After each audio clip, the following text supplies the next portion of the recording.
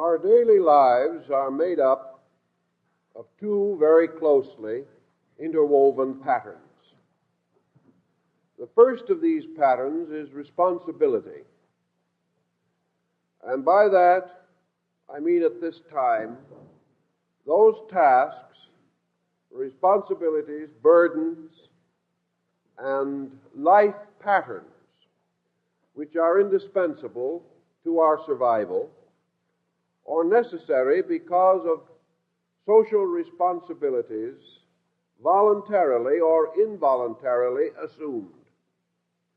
Thus, every person has a part of his life devoted to the things he has to do. And many of these duties are not particularly stimulating or attractive. They form the basis of a monotony made more intense by the fact that they are not things that can be escaped. Thus, we are forced into routines and orders and ways of doing things which offer very little inspiration or, we would say, emotional release. To face these duties is part of our social burden. We cannot escape it, and probably there is no reason why we should try to. Actually, these habit patterns become indispensable to discipline. Practically the only discipline we have in our modern world is economic. And persons relieved of this discipline would not drift off into higher ways of thought, but for the most part would become hopelessly involved in negative situations. Thus, discipline is important, but it cannot be all of life. To supplement and complement the things we have to do, there must be a certain proportion of activities which we choose and which become important to us because, in our way of thinking, they are purposeful. Purposeful in the terms of achieving a particular end which we may feel ourselves uniquely suited to accomplish. Thus, in the search for life values, when we work with people in problems, we learn very rapidly that most individuals who are in trouble have settled back into habits or settled back into responsibilities and have not cultivated personal opportunities. We find that the person whose life has become monotonous, uninteresting, unprofitable in terms of personal experience is the one who has simply allowed the pressure of circumstances to become positive and his own nature to become entirely negative. If we are moved, therefore, continuously by exterior pressures, we gradually come to feel ourselves shortchanged in life. We can view the years unfolding and we are going nowhere. We can view the pyramid of things that we do gradually building, and yet nothing in this structure that either satisfies or justifies the personal responsibility or the personal sacrifice that we must make. We have persons every day who complain that they are tossed about on a sea of circumstances. These circumstances become irresistible, and the individual no longer has a personal life of his own that is useful and important to him. Today, this is not a condition that is absolutely necessary. Today we have so many means of simplifying the old routines of life that we view with some alarm these labor-saving devices and the continual loss of time. The individual today, with all these devices, has less time than he had 10 years ago or 20 years ago. The only possible answer to this is that as these devices have increased, his own standards of living have risen accordingly. He demands much more of life than he ever demanded before. He takes for granted a level of luxury that his ancestors did not even visualize. He considers himself impoverished if he cannot live upon a level of daily existence which is little short of luxury.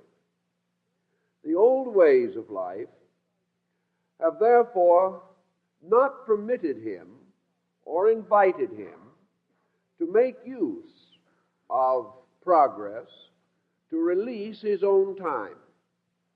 One of the reasons he has not used progress in this way is that he has not really valued his own time. Not having anything particular that he wanted to do, it makes very little difference whether he has the time to do it or not. Those few persons who are really trying to accomplish something find that even with the most rigid economy in their daily habits, they scarcely have the time to do the things that need doing. So as our standard of life has risen, so likewise the problems of living have increased. And between these two situations, the average individual is caught in a net of circumstances and discovers late in life that he has had little or no opportunity or has not created the necessary opportunities to advance his own personal character. It is hard to tell someone that he should work hard at something if he has no particular interest, either in that particular labor or any other. It is hard to impress him with the importance of purposefulness when his own interior initiative does not support the advice that we give him. Most individuals in negative psychological situations, for example, have suffered from introversion based upon too much spare time. Introversion can only develop its full weight where there is a considerable amount of leisure. The true introvert is not the person really who is introverted because of his job.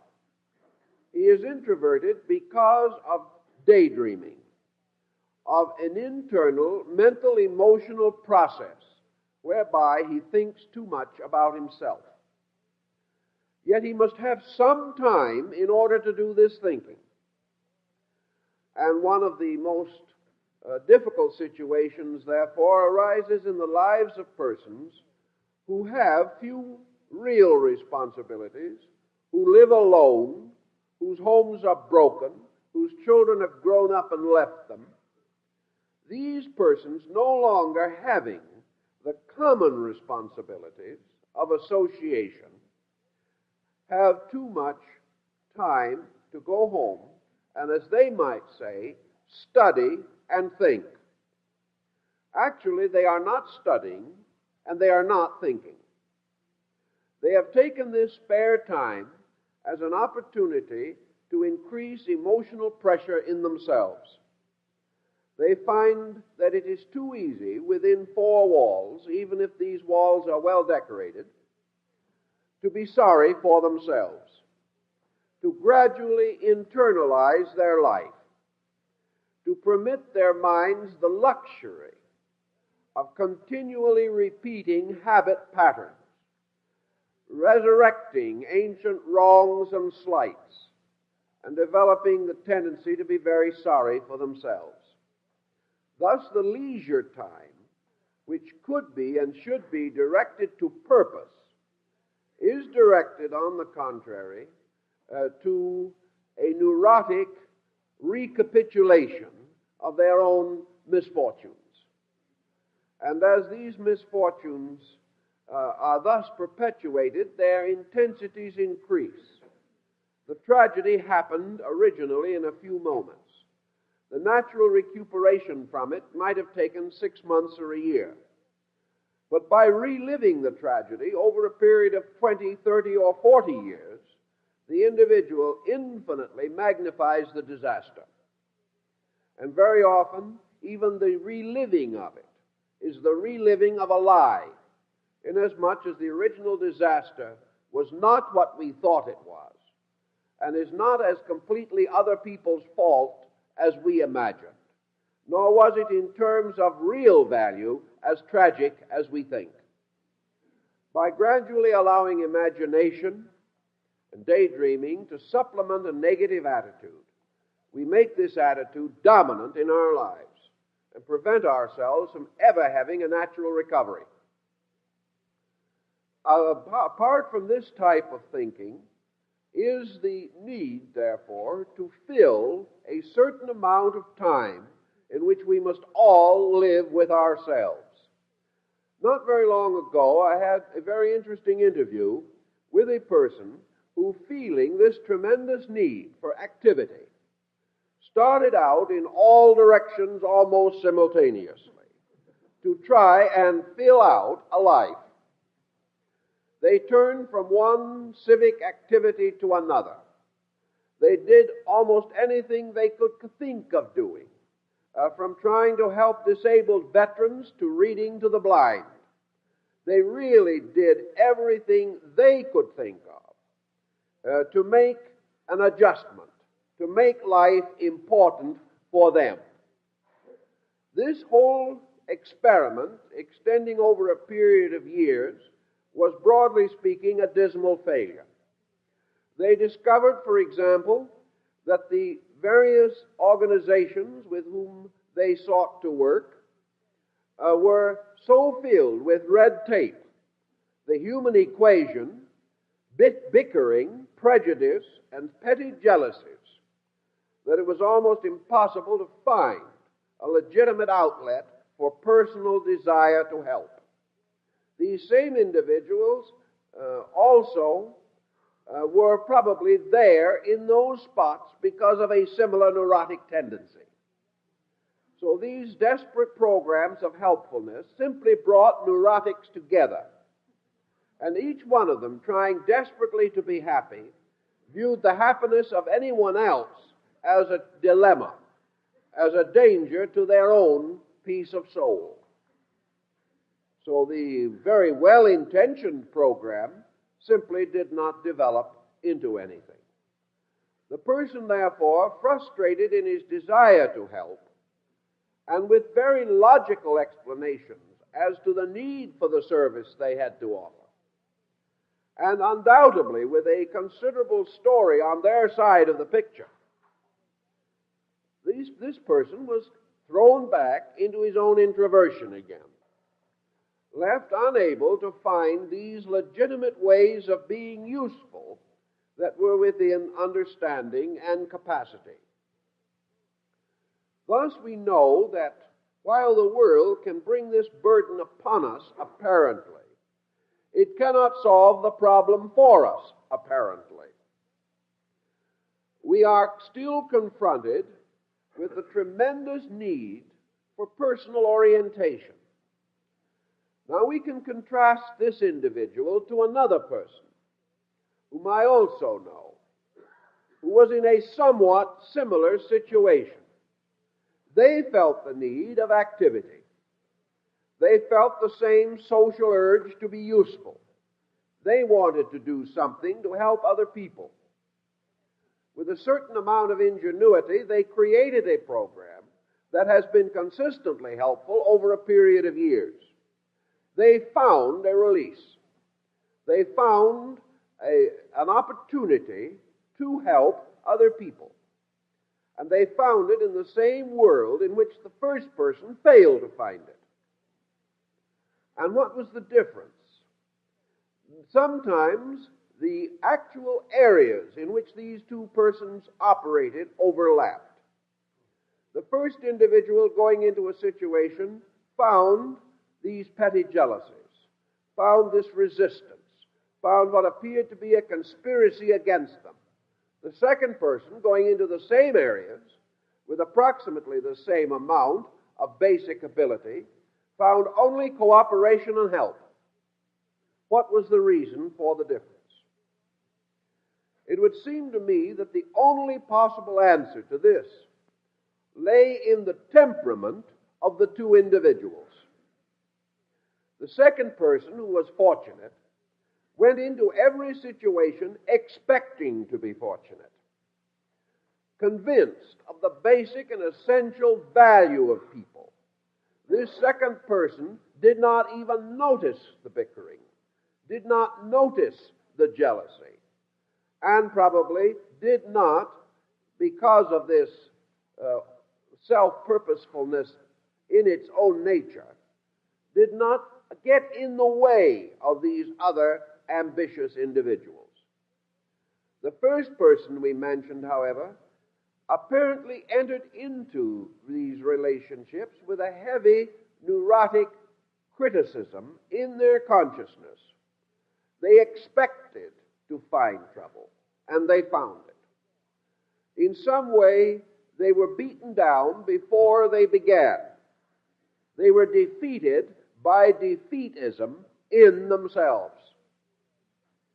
Now, we'll admit that it is not easy for a person who has suffered defeatism over a long period of years to suddenly become an unfolding and blooming optimist. It is not easy, especially when they would feel much more like being a blooming pessimist. Yet, actually, the difference has to lie in the basic psychic nature.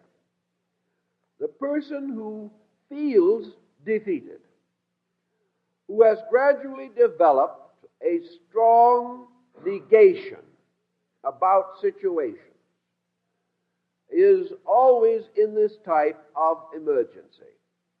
I have had to work with a great many people who are on the neurotic side or on the depressed side.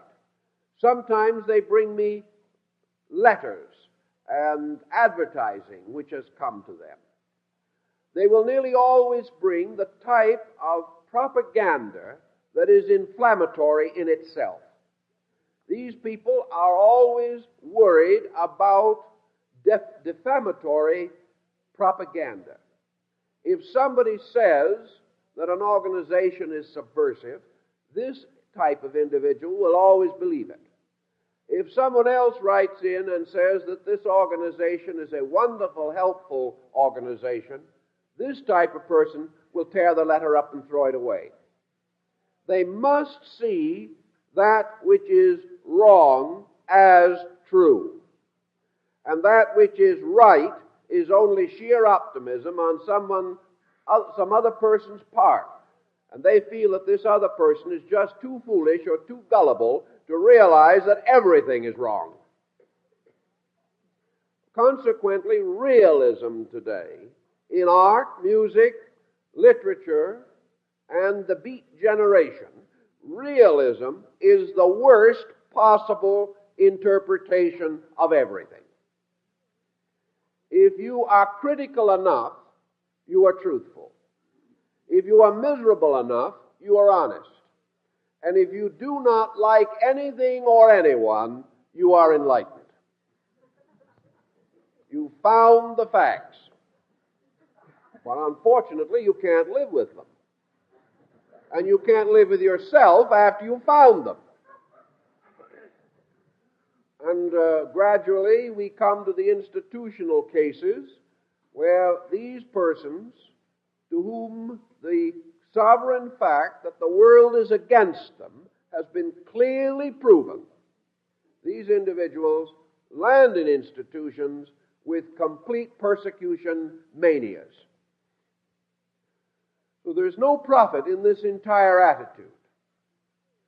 But almost always, the world fulfills a certain expectation. There is no sense in taking the Pollyanna attitude that everything is wonderful. It is not. There is no use denying that we are living in a very critical period. We are.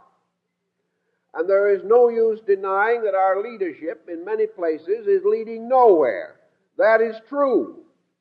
It is leading nowhere. And if we wish to go entirely on the surface symptoms and symbols of things, we can develop a very serious doubt and a very serious fear about the nature of things. But actually, the Stone Age man was just as fearful of the future as we are. And back in the ruins of Rome and in other cities of the Roman Empire, we find painted and chiseled inscriptions in which members of the opposition, whatever that might have been in those days, explained to their constituents that if things went on as they were going on, only disaster could be expected. Well, if you predict disaster long enough, it will come true. Because every institution of man ultimately is subject to change, and the Roman Empire fell. But the Roman Empire fell 350 years after the warnings were issued. And in the meantime, helpful, cheerful persons who had been more concerned with the survival than with the warnings might have prevented the fall if they had done something about it. But all they could do was sit around and figure how long it would be before the fall took place. This has never paid off and never will. The second point that we have to bear in mind is that to a certain measure, we are guests in a house. Factually and actually, fortunate for all of us, this is not our true home. We have a short lease which may expire at any moment. We are not really tied utterly and completely to the destiny of this little planet on which we exist. Man's actual existence is in a world far richer in potential than this one. And as long as he must be here only a part of his time, and of the years he is here, he is only conscious about a half of the time, it is not right or fair for him to completely lock all his hopes, all his fears, all his optimisms and his pessimisms, lock all this in the narrow pattern of his own personal experience here. Unless he has some concept that there are values larger than the things he can see with his own eyes, he has every cause for pessimism. But if he can realize that there is a larger purpose, then his pessimism can be moderated and a reasonable degree of optimism can be restored in him. Actually, today, in this very confused and actually responsible and heavily burdened generation, there are in this world millions of human beings who are living comparatively good and useful lives. These persons have simply declined to be frightened to death by conditions.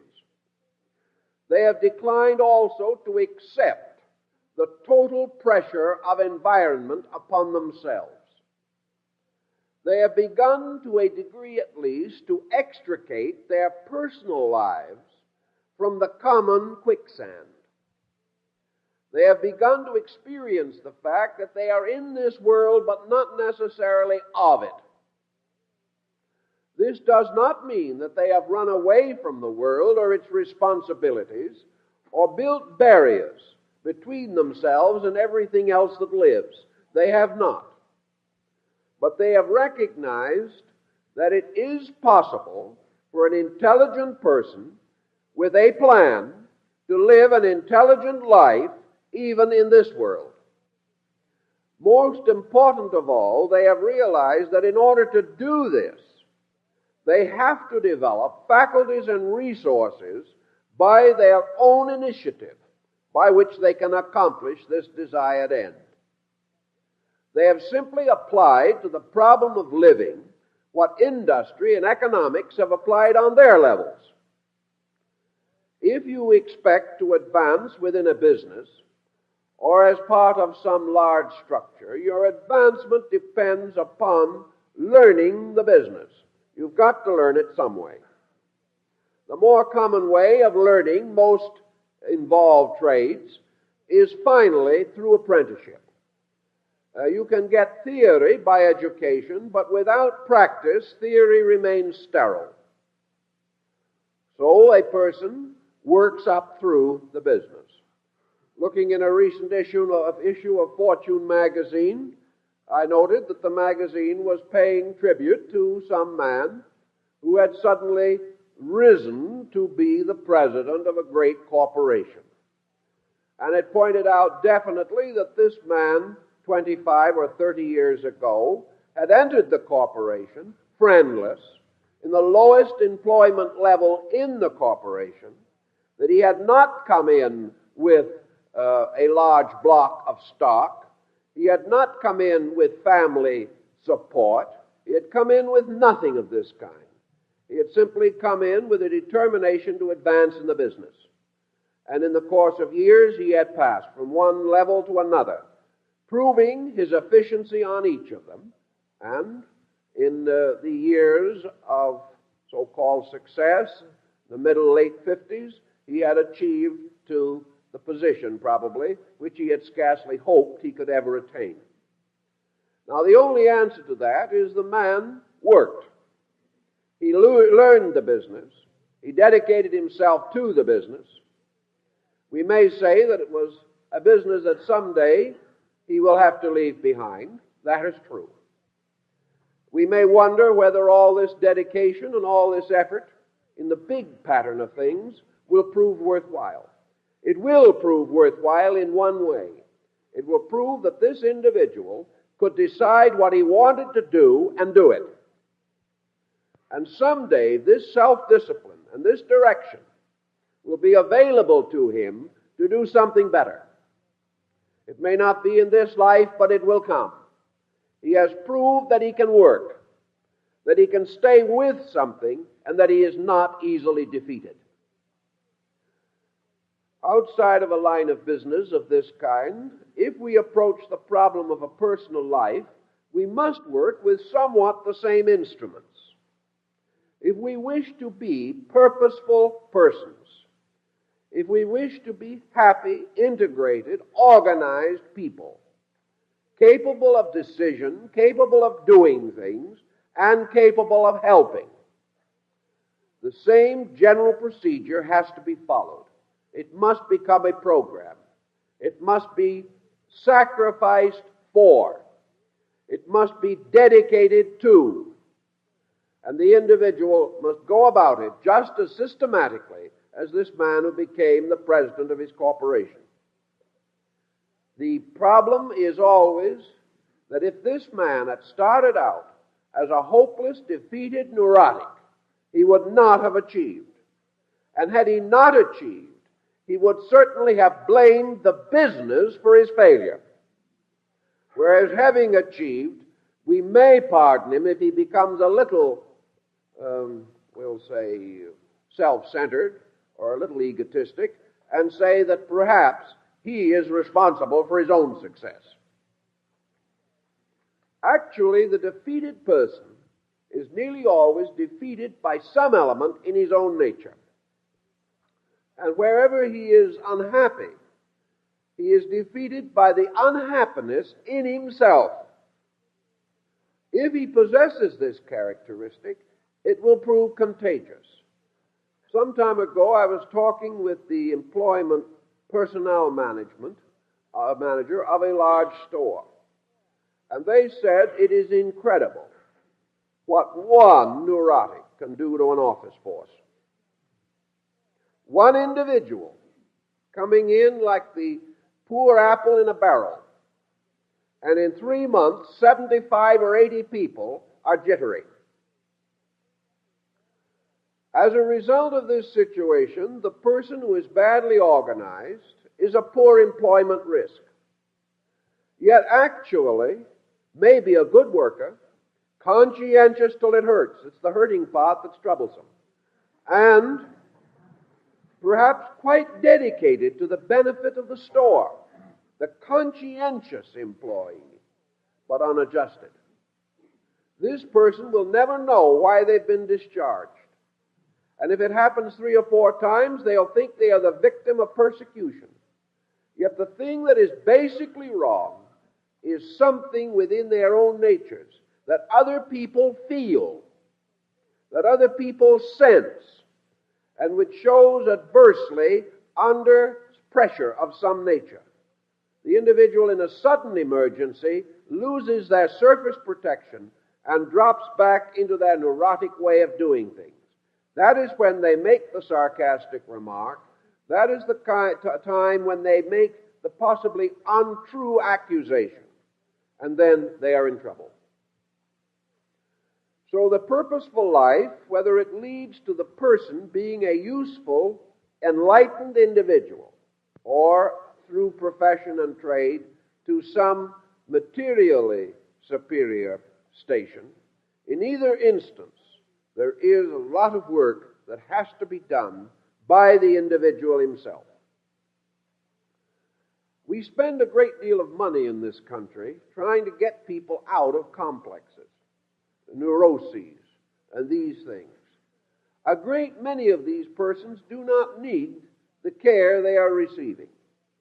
Some of them undoubtedly do need it, and there are millions who need it that do not get it.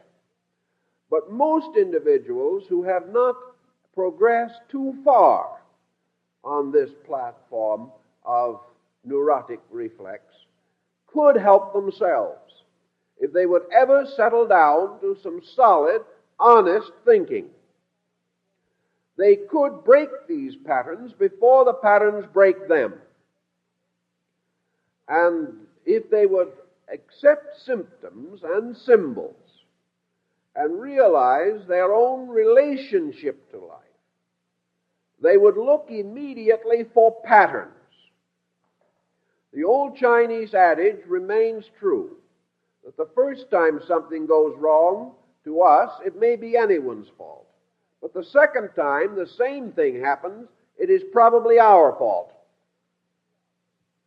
If we find, therefore, that down through life, everything has been in a minor key, that life has been mostly defeats, or if looking over it we discover that we have remembered mostly defeats and have failed to remember victories, if this negative, gloomy factor sort of predominates, then the answer is to get to work on ourselves and as quickly as possible.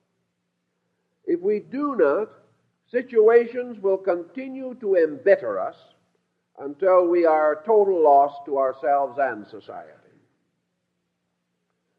To get away from a great part of this problem is to fill the personal life with some basic purpose beyond survival. In our particular culture now, the survival emphasis is almost universal. The only goal that is really emphasized and really propagandaed for us is the goal of physical opulence. In other words, an economic situation in which we run out before our funds do. If it reverses the situation, that is considered poor management. But the person who is able to look forward to a possibility of retirement and advanced years with a reasonable degree of security is regarded as victorious. This is achievement. And we are reminded that if the man of 65 can retire and go fishing, the universe is in order. Now, actually, this does not work out, because the man's own neurosis is such that he will retire at 65 and die at 66. He cannot live with himself. So all the economic plan has done is to reveal to statisticians that there is very little likelihood of the retirement fund ever being overdrawn. The individual is not going to make it in a percentage of cases that will endanger present statistics. This means that all of this search for security is frustrated by the individual's inability to survive himself. And to meet this kind of emergency, a lot of social thinking should have been directed, but it is not, because we are simply not long-ranged in our thinking. Sufficient unto the day is the good or the bad, and tomorrow is another day. And then when we reach it, we start the same processes all over again. To get a purpose is therefore of the greatest importance. Now, many individuals are in trouble here again because they are not able to recognize the dignity of small purposes. The individual having a reasonably grandiose concept of his own values, and this becomes more exaggerated as he becomes more unbalanced, is unable to create purpose patterns which are sufficiently realistic to make the achievement of them either likely or proper. The person who creates a purpose pattern that is utterly beyond him simply adds to his own frustration. If his desire or goal is to be something for which he is not fitted, for which his capacities are not available, then he finds no happiness in this vain struggle against almost certain defeat. The only answer is that perhaps he will pass out of this life before the defeat is complete. Therefore, he will never fully realize that he could not attain his end. Sometimes this is regarded as the best way. Let him keep on hoping. But for the one who is able strategically to drop out of sight at the critical moment, there are too many who must linger on to realize that their plan was impossible. This in turn will only add to their lack of social adjustment. They will be less and less adjusted as the result of these new disappointments that will come along.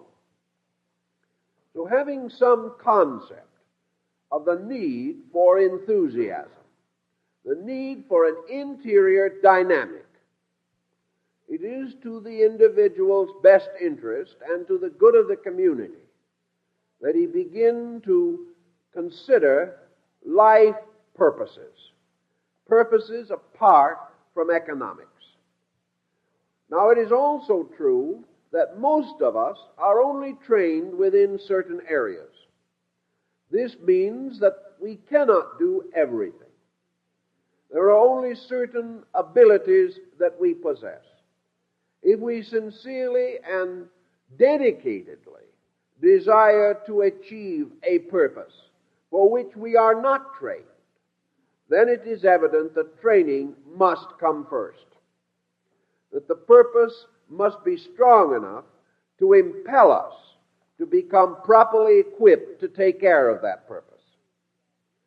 This again is in some cases obvious, and in other cases it is not obvious. The individual who is a simple do-gooder seldom conceives the possibility that he does not know how to do good. He assumes that he has been equipped by God and nature to be a humanitarian. Yet actually, it is more difficult to be a wise and really intelligent humanitarian than it is to run a $50 million corporation. With a vast corporation, you can make mistakes and other people will catch these troubles and clear them up.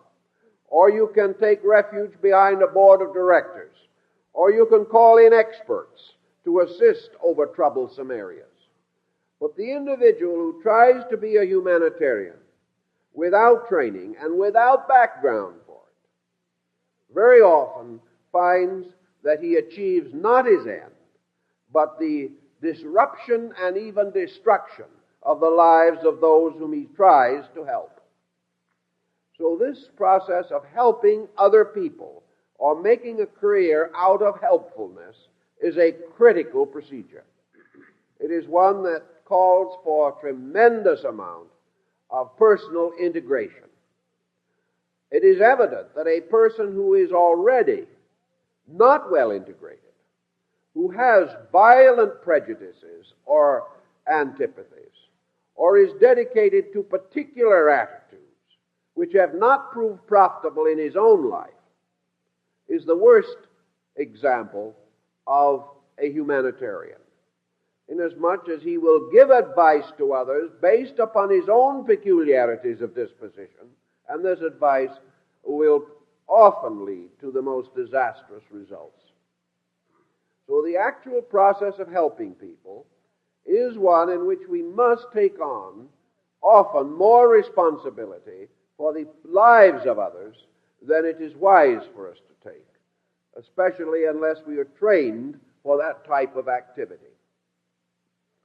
The best training that we know for the broad term humanitarian is that the individual can prove out of his own life that he is well adjusted.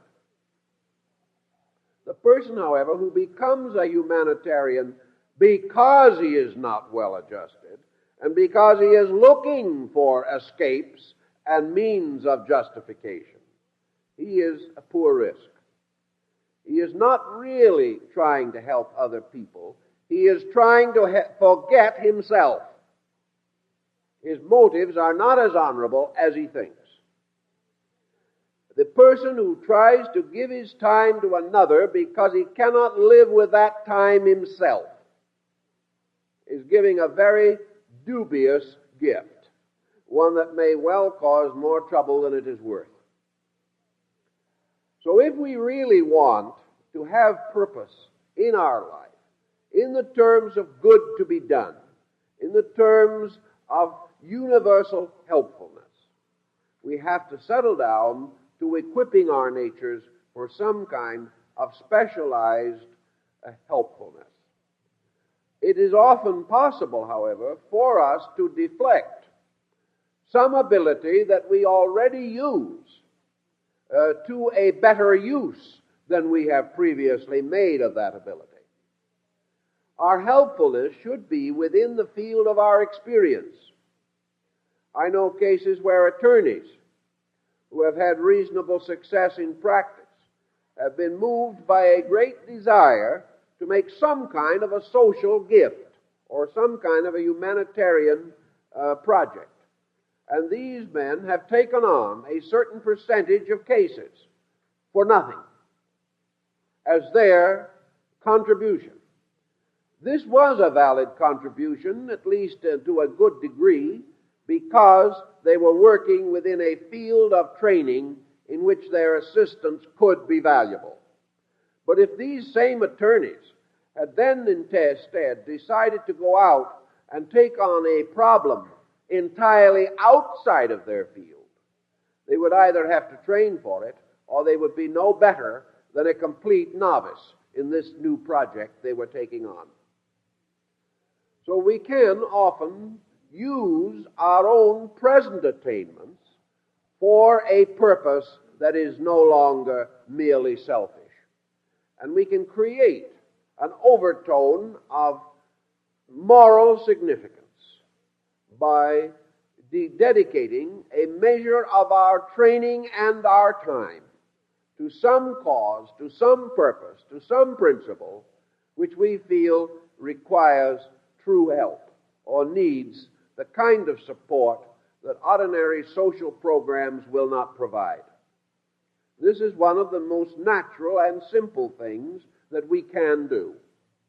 But the individual who knows how to put down linoleum or a good carpet, when he gives his service to others, should give it to put down linoleum and carpet, because that is what he knows how to do. But if this same person decides to retire from all this and preach some gospel to these people, he knows no more about his subject than they do. And his good intention may not lead them to any common constructive end. Purposefulness must then include the individual reaching a condition in which he has that to offer which makes him capable of being a truly unselfish and enlightened human being. Purpose is therefore indicated, and purpose is strongly avocational in our way of life. Unless we are of a small minority whose economic life is completely assured, then we must balance our humanitarianism with a practical program of survival. The greater amount of leisure that we have, the greater we can advance these voluntary projects. But for most persons, they must be carried together with these necessities or these disciplined procedures of daily survival. We then assume that you may very well wish to make a valid contribution to life. You want to do something that gives expression, gives evidence to the true self inside of you. This self which cannot be locked within an economic program completely without withering, without gradually coming to the degree that it cannot endure its own company.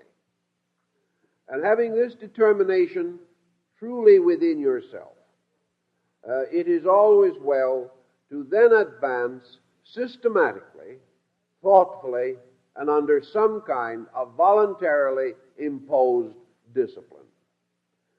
You may ask yourself two questions. First, what would you like to do? And second, what can you do? And this problem of coming to what you would like to do is usually a roseate procedure. The world opens up with many things that you would like to do. But when it comes to the more critical statement, what can we do? Here we must pause a little, because there are so many things we cannot do, and so few things that it is likely that we will ever be able to do. Having, however, come to some factual conclusion, it is a very good idea to settle down to making a reasonable effort practical, rather than leave an unreasonable effort impractical. There was a Japanese monk some years ago in Japan. He was essentially a layman. He was not really a member of monastic orders. But having succeeded in a certain measure in life, and having come to the conclusion that this way of life was unreasonable, he looked back upon his own life, and he looked out into a world of suffering. And he realized that he had grown up as an intellectual, that he was a man whose profession did not come very close to the little needs of the little people. And as a result of that his experience, as he had received it and had been trained for it, left him strangely unable to meet and mingle with the daily concerns of the afflicted. So when he took his holy orders as a Buddhist and dedicated his life to renunciation, he simply renounced what he knew, what he had achieved in the sense of a special career, because he could see no way that he could make it work. Perhaps he was wrong, perhaps he was right, but in any event, he did what he believed. He said, there's only one way in which I can come to the common need of everyone, and that is by supplying something that in emergency is most necessary. So he took upon himself the field of the sick, and he realized that when sickness comes to the home of the poor, that it is usually a catastrophe, particularly if it affects the parents of children, or if unemployment and things of this nature disrupt the homes of the poor, that there is a great deal of suffering that someone could help to mitigate. So he made his life a very simple one. He kept track of families in the poorer districts of a community. He had already renounced money so that he had very little finances that he could give to anyone. He had given up his career and profession and ceased to be in that world. But he discovered that more than money, these people needed help. And they needed often the consolation of seeing that someone else cared. The process of the professional charity moving in is not the same as the voluntary help of a thoughtful, dedicated individual who helps to restore confidence that the world is not made up entirely of selfishness. So whenever this happened, and a family was sick, or a man was injured in an accident, or his home was disrupted by calamity, this little Buddhist monk moved in. He stayed as long as was necessary. He received nothing. He took nothing, except perhaps food, and if that was not available, he provided his own. But what he did was simply move in and take care of the sick and the children. He washed the children. He cleaned the house. And in some cases where a man was injured who was working in a rice field or in a factory, this monk went and took the man's place and earned the family wages. When the family was a little better organized again, he moved on, not even waiting to be thanked. He had found one way of helping. Helping in a way that almost anyone could help. It required nothing except a complete dedication to any job that needed doing. And he would go out and work and pull rice all day long for weeks, while a man with a broken leg and a large family was not able to take care of his family. He just took over the work. If the mother of the house was sick, he took over the cooking. He took over anything that he could do and brought happiness and peace to thousands of families, so that actually this man in the Eastern way of life is already beatified.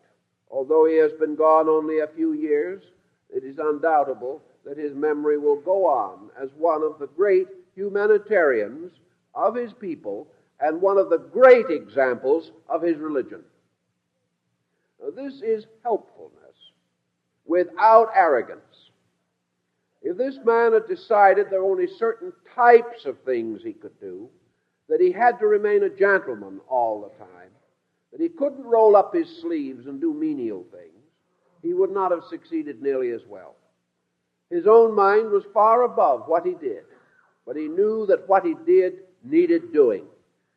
And a man can always do things that are not beyond his capacity, even though they do not tax his full ability. To someone, what he was doing was the difference between hope and hopelessness, and he simply did it. Now, there is one purposeful way of life, a life dedicated to the purpose of helping. But such a life is impossible if the individual is so basically neurotic that he is incapable of doing the thing that needs to be done, but must choose some special field, always saying, well, let some other institution or charity take care of these common things. I was created for uncommon achievements. So, a great deal in purposefulness depends upon this type of integrity. But there is always something to do if the purposed individual is willing to do what needs to be done. But where he says, only this will I do, and only that will I do, his own ego is between him and his own helpfulness. Or if he says, I am so feeble I can't do this, when actually he is not feeble at all, he is simply neurotic. Or if his interests do not lie in the direction of hard work, he may also close his life to a great many useful purposes. But from the least to the most, life can be useful and can be purposeful. We have lost this ability to move in, as we had it right here in the United States years ago. A sick family, the neighbors brought in his crops for him. Whatever needed to be done was done. His house burned down, so everybody got together, had a great big picnic, and built his house for him. Those days of immediate action seem to be gone, and they remove from us certain visible and obvious ways of doing things. But they do not remove from us the power to think through things that need doing and discovering for ourselves what can be done, and recognizing that our own attitudes are usually the reason why these things are not done. We talk ourselves out of them, even while we claim that we want to do them. The next problem in purposefulness, obviously, is that frequently we do realize that we possess abilities of a specialized nature. That everyone who has the mental and emotional maturity to do something fine should spend his time only scrubbing floors. That, again, is not the final form of purposefulness. It is certainly the beginning. And if all else fails, that remains. But there can be other things that are important. I know a number of very famous and wonderful musicians.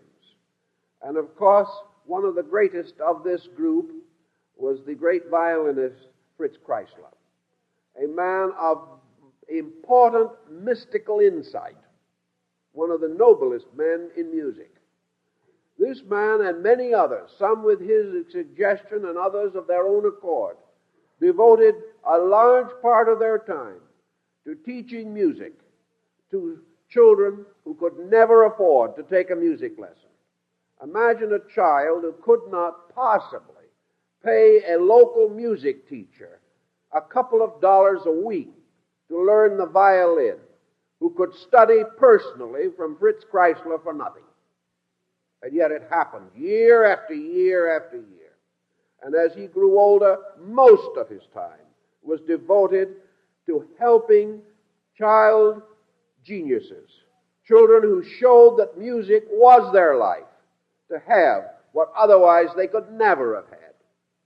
And he gathered around him a group of outstanding artists of equal skill in other fields. And many projects were carried on in New York in bringing music to the slums, to children in whose soul it was there, but there was no hope under normal condition of it ever coming out. He made his life, Kreisler made his life, very largely around a phase of this program. He found that his own skill, his own ability, was therefore at the disposal of all who needed. And it must have been something to, as some friends of mine had the privilege of seeing this type of experience, to have a group of men of the caliber of Kreisler and Yehudi Menuhin and Rachmaninoff and other men of that caliber, sitting with rapt attention while some little child, 7 or 8 years old, from a slum family, played his first piece of music. What an audience. And you can guarantee that there wasn't a critic in the audience.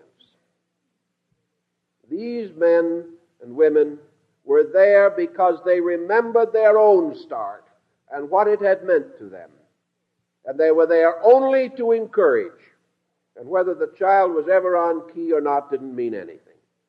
It was a simple acceptance of the heartfelt recognition that this child wanted to play great music. So this is the type of thing that makes purposes. And very often a purpose consummates a career. It is the gradual dedication of what we do accomplish, away from mere profit to the magnificent privilege of sharing skill, to help those who come after us to enjoy the ability to do things because we have helped them when perhaps society as a whole neither had the interest nor the means of helping them. So one form of purpose is to learn your present job so well and practice it so methodically and industriously that in due course you can take almost all of what you have done and make it available to others who need it and give them the chance to unfold their characters or learn the skills which you can impart to them. That is one way in which a purpose can be given to everything. A purpose which says, when I reach a certain age, instead of retiring, I'm just going to take what I know and give it to those who want it. I'm just simply going to make this project my life work. This keeps a pattern where we do not have too broad a field of basic interests, but it does help to make available special creative talents if we possess them, and to give us a reason why we have suffered long and struggled hard merely for economic survival. If we can crown this survival by a beautiful gesture of service, then the whole survival pattern becomes purposeful. If we can escape this tendency to become more and more self-centered as success comes, we will in time reach a point where we can make a positive contribution. Now, many individuals cannot do such big things, but they can and should all work for purpose. If the thing you are doing economically does not seem as though it would ever really justify an effort to communicate it, if it is some line of activity in which the chances are that other people have had just as much chance to know about it as you have, that it offers no special field, then it should support for you the means of perfecting some other field. Most of the people who go around volunteering to various causes have little, if any, proficiency in those causes. Therefore, an organization that accepts them must also train them. It must give them the ability to serve. And a person can do this for himself. I know several individuals who have become associated with movements working with the blind.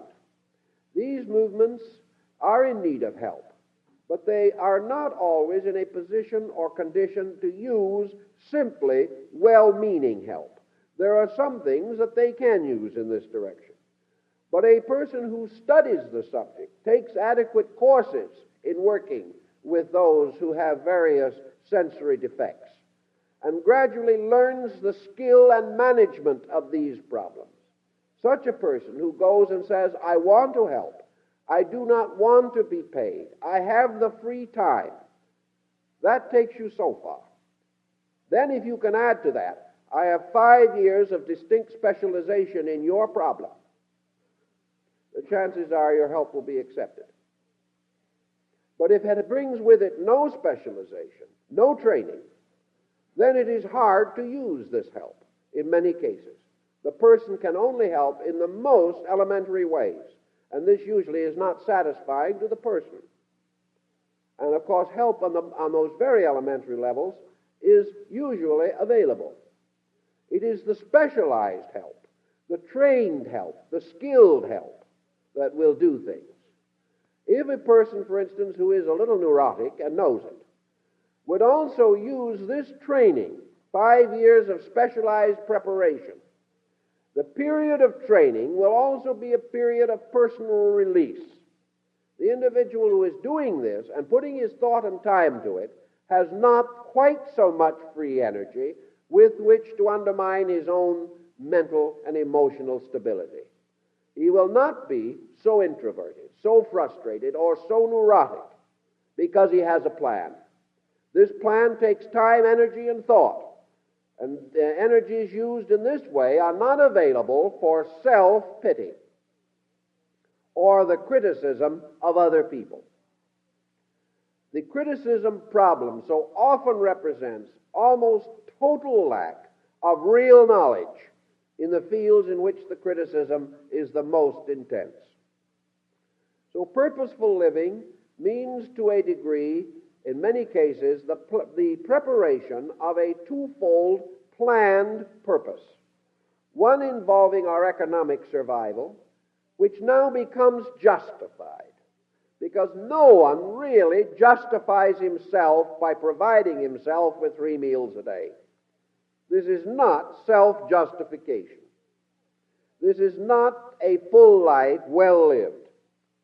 And if it happens that he can gradually raise the level of his meals until he can cheerfully pay $7.50 for dinner, doesn't help a bit as far as he is concerned, although it may mean dividends to the restaurant corporation. He has not achieved purpose merely because he can enjoy more and more privilege himself. Purpose means that he achieves for a reason. Now, many persons try to achieve for the reason of their children. This again, however, requires a lot of training. It is becoming evident more and more that the raising of a family today is not merely a natural procedure, but a highly scientific process which requires specialized training on the parts of all involved. And that the good old-fashioned ways of doing things are meeting so many complex situations today that the person must have knowledge and skill as well as good intention. And this purpose of merely accumulating, preparing, or making ready some situation for those who come after them in terms of family has not been working out well. We find that instead of helping these young people, we ruin them, simply because we have created for them a pattern of luxury without purpose, survival without reason. We leave the individual only more means by which he can waste, rather than leaving him a concept or a conviction which will enable him to live to a purpose also. It therefore becomes usually essential and valuable in the family for the individual to develop purposeful patterns in himself. His example is important to his own children, because if his children are brought up in a family in which his own dedications are clear, practical, reasonable, and tolerant, they are bound to be affected by them. But if his own purposes are faltering, so will theirs. If his own life is without purpose, he cannot expect theirs to go beyond the common purposes which today are rather frightening.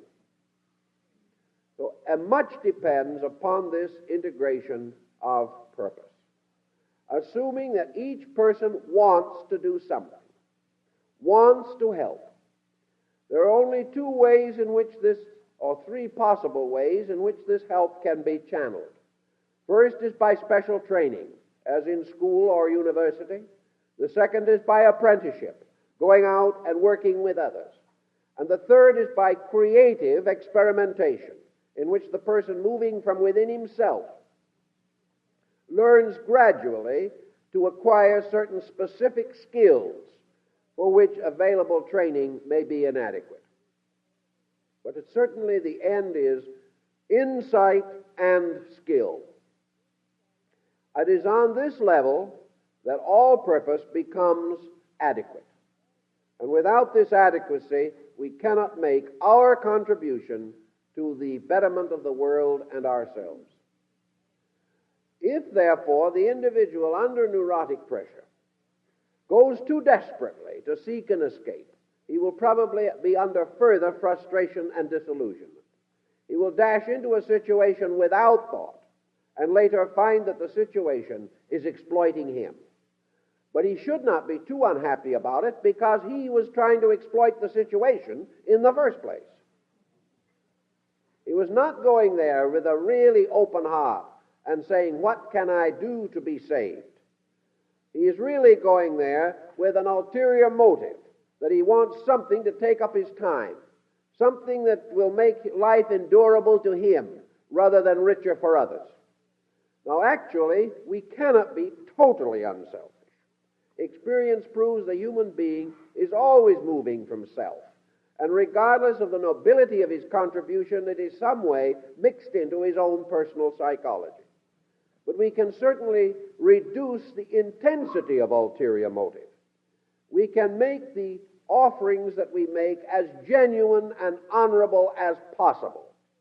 And where we know in ourselves that they are not so honorable and so genuine, then they should be reorganized in us before they are offered to other people.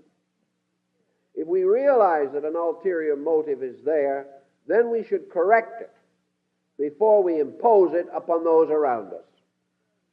How can we correct such ulterior motives as we find emerging?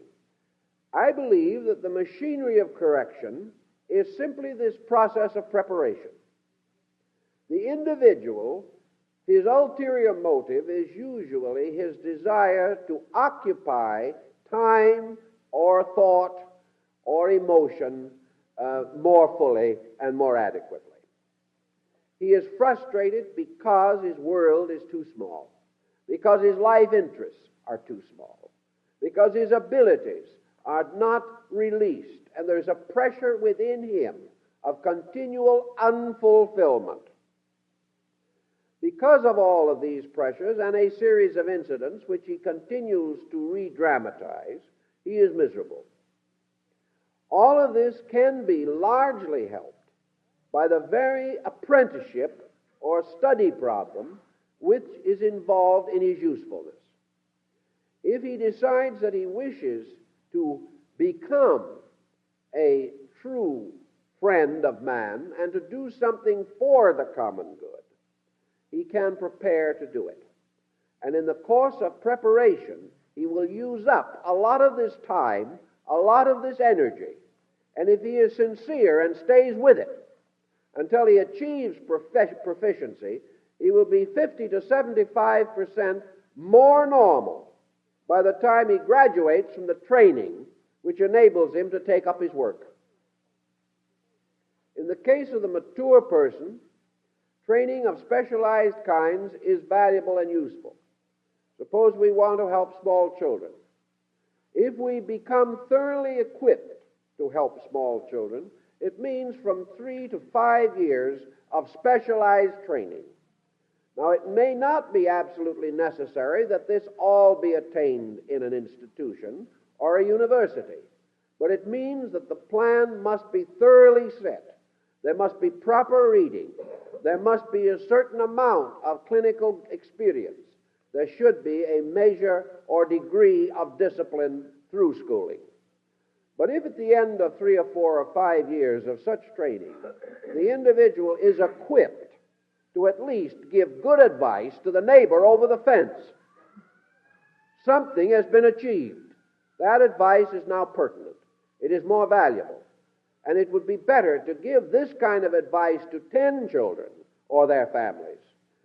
The advice bringing with it actual means of correcting wrong situations and thereby helping directly and practically 10 lives, than it would be to go out without equipment and try to help people and reach 1,000 lives, but all badly, all inadequately, all without any more skill than perhaps the parent of the child already has. Thus, good intentions must go to school, and with the training that they received, they become skilled, and with skill they become useful. And in some way, there is always work for skill. Skill never needs to die of boredom. if to its selfishness is added a certain unselfishness. There is always way in which that which knows can make a valuable contribution at this time. This is particularly true because such a small percentage of persons actually attempts to do this in a systematic manner. The adult who for non-commercial reasons dedicates themselves to a program of education for philanthropic ends, or merely for the sake of enlarging consciousness and ability to be useful, such a program probably does not attract 1 in 100 of those who actually take up adult education programs.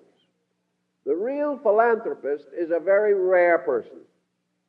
Consequently, because the number is small and the work is immense, there will always be something for the individual to do who is trained to do it. And a purposeful life has to have this training in it. Now, there are persons who also find that they sincerely believe that to give pleasure or to give a certain consolation is a purpose, and a good purpose. The entire world of the theater has for centuries had as its great ideal that it is justified because it makes people feel better. It makes them enjoy life a little more richly. It gives them the relaxation and variety in experience which people need. So theater feels very strongly about the contribution of the actor to social good, and it becomes a sort of slogan in theater. Well, there are persons who can and will find that through disciplined programs they can develop talents which will give pleasure, that they can become a better musician and then give their services either to children as teachers or to friends or to events or occasions which arise in which their contribution will be valuable. There are those who will find in art, in painting, and in sculpturing personal outlets for individual maturing. Others will find great consolation in the care and love of animals and in doing things to make that world a little better, as Mrs. Irene Castle has been carrying on for years. There are always projects, but every human being to be happy must have one. He must have something that he wants to do beyond make a living. And the moment that this is glossed over, the moment he begins coming home too tired with the job to think of anything else, the job begins to close in on him as a psychological fatigue. And many persons who will claim that they are too tired to do any exterior or outside work or activity, too tired to attempt a purposeful life, are not tired at all, they're simply bored. And the moment they find a purpose, they will have energy enough to vitalize that purpose. And the moment that purpose becomes important, those people will be happier and healthier. We do not really get more energy by nursing fatigue. We get more energy by directing the mind to purposes which will justify the building up of strength. The individual who is completely indifferent of his health problems, because his way of life makes very little difference whether he is dead or alive. In fact, a great many persons in the office hope he is dead, because the moment he dies, everyone will advance one step. And that is important. So this person with no purpose may very easily drift into a negation that will make his life little better than a living death at most. But if this person has purpose of self-fulfillment, purpose of growth, improvement, he realizes that the better he becomes, the more useful he is. And as purpose nearly always must involve usefulness, It is the individual training to be useful who is able to recover from his neurotic pressures. And the miserable, fruitless, frustrated life finds its outlet in preparing for usefulness. But it must not build up so much pressure that it simply bursts out of its frustration and, unskilled in anything, demands that the world accept it as a useful citizen. The world may not be able to do it, although perhaps some persons would like to. We must have this practical achievement. And in religion and philosophy, these instructions are especially important, because the tendency of so many persons is to assume that a religious concept is a substitute for a purposeful life. It is not.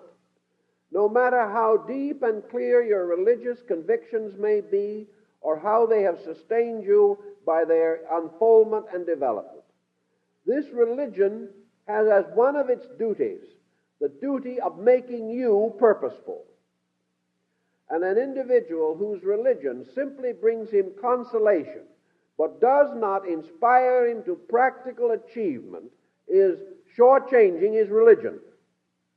He is failing in one of its most important aspects. For the purpose of religion is to create insight, and insight leads to purpose.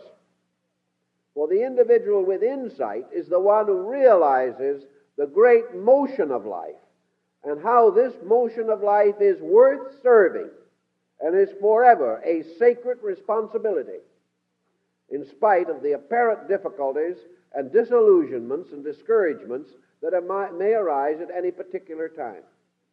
The final end of all service is the service of the divine life in man. It is the service of this life in ourselves and in others. And we must realize that even as we would like to go out and help others to live better, to serve the God in them, that we in this process must not overlook the God in ourselves, who also needs to be served, and needs to be served by our correcting our own faults. That this God in us is just as worthy of salvation as the God in someone else. We should neglect neither. We should recognize this universal life, be true to it in ourselves, and as far as we can, be true to it in others. We must not, however, assume that we can ignore it in ourselves and serve it in others. We must build this pattern of purpose, for purpose is man's way of letting God work through him. Deity, finding the skilled hands and the upright spirit, can use both. But man must prepare himself and fit himself to be a servant in the house of the everlasting Lord. And to do this he must train, for just as surely as his value in industry is dependent upon his training, so his value in the universe is depending upon his spiritual, moral, ethical training and his ability to perform certain tasks skillfully and efficiently.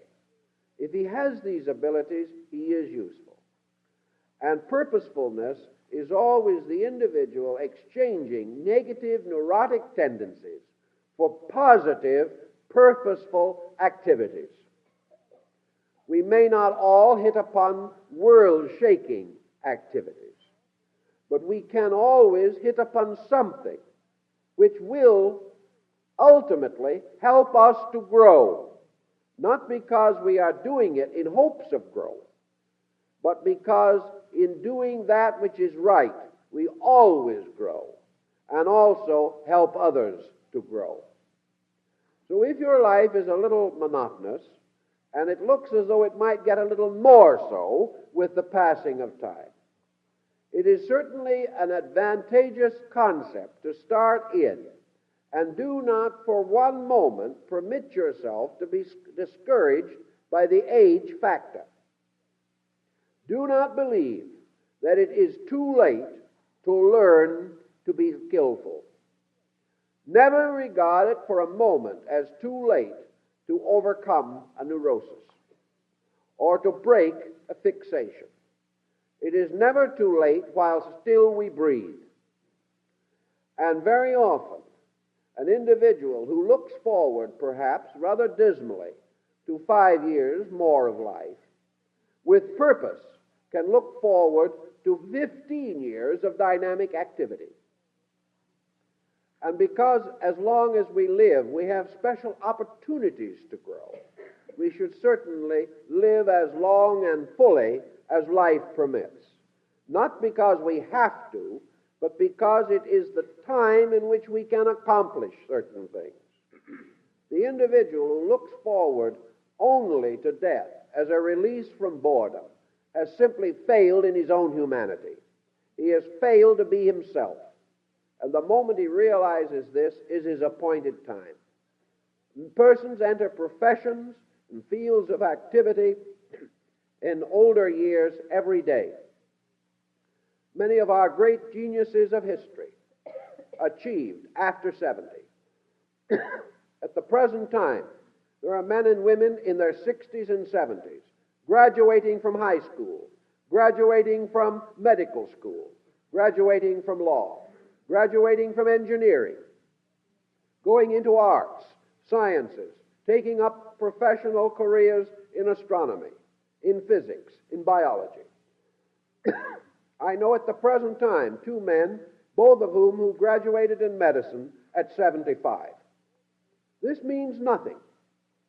The point is that the individual at 75 graduating from medicine, and a sincere and enlightened person, as these 2 individuals are, perhaps their business practice will only be 5 years.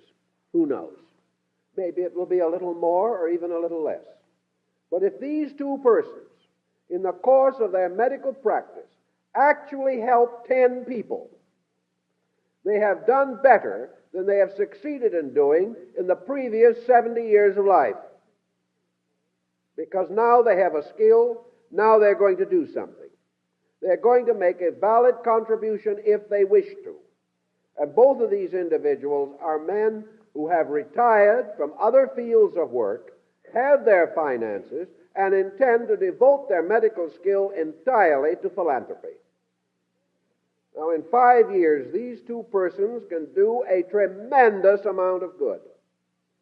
Perhaps they started late, but the 2 careers, if they are each 5 years, can touch the lives of thousands of persons, helping to restore their faith in life and helping to bring happiness and peace and comfort to some human beings. The work is well worth it. And in addition to this, these 2 men have disciplined themselves in training. They have become more self-integrated persons. They have increased their own knowledge.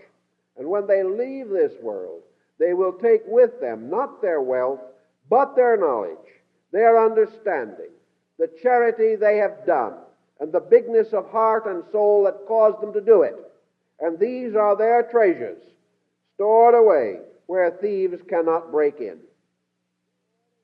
So there is never a moment in which the building of a career of purposefulness cannot begin. If we are not able to finish it, it is not important. The important thing is that we had the dynamic dedication to begin it. And the chances that the individual will finish what he begins are very much greater than your statistics otherwise. It is very probable that these 2 men, starting out now in their 70s in a practice of medicine, would have been dead had they not made this program, because they had nothing really left that was important. They had reached the end of their normal careers. They would not have survived. And it is very likely that when these men go out and become necessary, that they will take better care of themselves because they have found that they are necessary, and that they will continue to function to the last minute of life with every ounce of energy they have because they need it. These same persons would have had no reason to build anything or make a purpose, and would have simply been among those wanderers who drift around among their relatives. Instead of this, we have dynamic purpose. And this purposefulness makes living. It makes the individual not only no longer a drifter, but now when he comes into the homes of his children or his grandchildren, they want him. Not necessarily because they want a free doctor, that might help a little, but they are dealing with a man now who has interests, who will tell them interesting things, who is on his toes, and they will no longer think of him as an old man. They will think of him as a person doing something. He will not have any of the psychological fatigue which lets down on other people and says, amuse me. These people are out doing things. And purposeful living must always be this addition of doing things. Men have a greater opportunity for such extroversion than the average woman has. But there is no group in the United States that needs this voluntary dedication to a training for purpose like the American woman, whose life is becoming more and more civically centered, whose activities are becoming more meaningful in every department of life, who is now engaged in every profession, that these persons should recognize the tremendous possibility of the so-called second half of life, not simply consisting of babysitting, but of purposes, dynamically contributing to the common good of the family and the world. Purpose must be cultivated to be happy, and nature penalizes the purposeless with frustrations and neuroses. So if we realize this, we get to work and do something about it. And when we do, our whole way of life is richer. Time's up, time's up, time's up.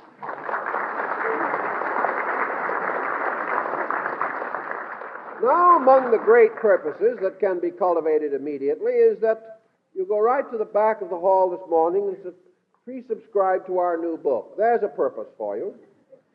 Quick one, but let's not miss the opportunity. Also this morning, we have a little booklet called The Vital Concept of Personal Growth, which we think would be valuable. We also have the new issue of our magazine on the table, which contains a variety of articles that we think you will find helpful. And don't forget, friends, to take an occasional glimpse at the bulletin board. I don't know what's up there today. Maybe I'm announcing it when there isn't anything there. But generally speaking, there are announcements that we think will interest you. Also, I'd like to call attention to next Sunday morning, which we're going to use for a rather new approach to something. Most persons have heard of psychometry. It has become rather better known as the result of the work of Duke's and other places. But invisible records of thought and action. The fact that we all do live in an atmosphere of recorded facts. The air we breathe is actually a record air. It is conditioned. It bears within itself the impressions of many things. The room, the very atmosphere around us, the very world in which we live is loaded with recordings, with records and historical values impressed in space itself.